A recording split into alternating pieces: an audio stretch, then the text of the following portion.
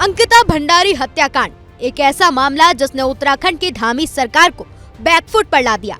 अब इस केस को लेकर उत्तराखंड की राजनीति में भयंकर उबाल है, क्योंकि भाजपा के राष्ट्रीय महामंत्री और उत्तराखंड प्रदेश प्रभारी दुष्यंत कुमार गौतम का नाम इसमें उछाला जा रहा है। हालांकि दुष्यंत ने पूर्व विधायक सुरेश राठौर और अभिनेत्री उर्मिला सनावर के खिलाफ एफआईआर दर्ज कर दी है। दुष्यंत गौतम ने सुरेश राठौर और उर्मिला सनावर पर सोशल मीडिया के जरिए उनकी छवि धूमिल करने और प्रदेश का माहौल खराब करने की साजिश रचने का गंभीर आरोप लगाया है। ऐसे में पिछले 1-2 दिन से कांग्रेस ने सरकार पर गंभीर आरोप लगाते हुए मोर्चा खोल रखा है। इन सब घटनाक्रम के बीच मुख्यमंत्री पुष्कर सिंह धामी ने मीडिया के सामने आए। उन्होंने बताया कि अब तक सरकार ने मामले में क्या क्या किया। महिला आईपीएस अधिकारी के नेतृत्व में एसआईटी कमेटी का गठन किया गया और एसआईटी ने पूरी जांच की। फौरन 3 आरोपियों को पकड़ा दी।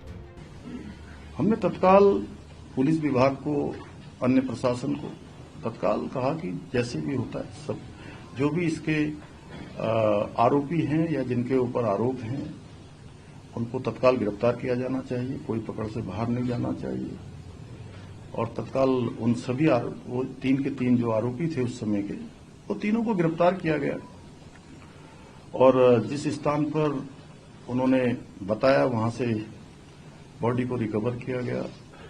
फिर जो कार्रवाई होती है, समस्त औपचारिकताएं जो कानूनी रूप से होती हैं वो पूरी की गई और पूरी करने के बाद तत्काल ही हमने महिला आईपीएस अधिकारी के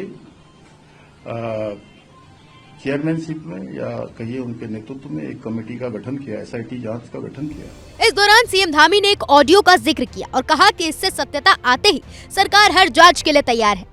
एक प्रकरण ये आया है कि ऑडियो एक आया है और ऑडियो में उन्होंने कई लोगों के नाम लिए हैं अलग अलग प्रकार से और हमने कहा कि भाई ऑडियो की जांच करी जाए और जांच के लिए जो है एक एसआईटी का गठन भी कर दिया गया इसमें। और जिन लोगों ने ऑडियो पर बात की है उनसे भी बात करने का पुलिस ने प्रयास किया है।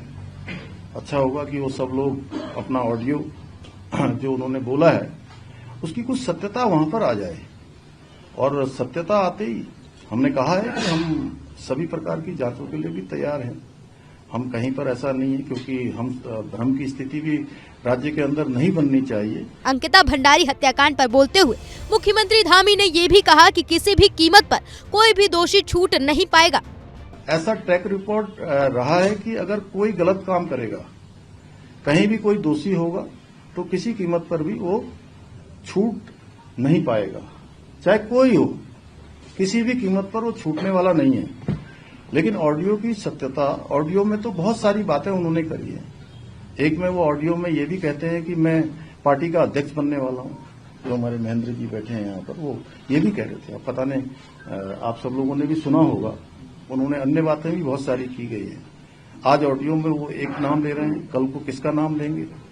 तो इसलिए सारी सत्यता, सारी जो जांच परख है, एफएसएल है, उसका करवाने के बाद हमने कहा है कि हम किसी भी कीमत पर अगर कोई दोषी होगा तो बिल्कुल छूटने वाला नहीं है। तो जहां सीएम धामी अपनी सरकार की ओर से मजबूत पैरवी का दावा कर रहे हैं, वहीं दूसरी ओर कांग्रेस सरकार की कार्रवाई से संतुष्ट नहीं है। कांग्रेस का आरोप है कि इस पूरे मामले में मुख्य दोषी को बचाया गया। वहीं बीजेपी भी मैदान में उतर आई है। जवाब में वो सबूत की मांग कर रही है और कांग्रेस पर राजनीति करने का आरोप लगा रही है। अब सवाल यही है कि क्या अंकिता को पूरा न्याय मिला या फिर इस केस में अब भी कुछ सच सामने आना बाकी है। फिलहाल इस खबर पर आपकी क्या राय है, हमें कमेंट कर जरूर बताएं।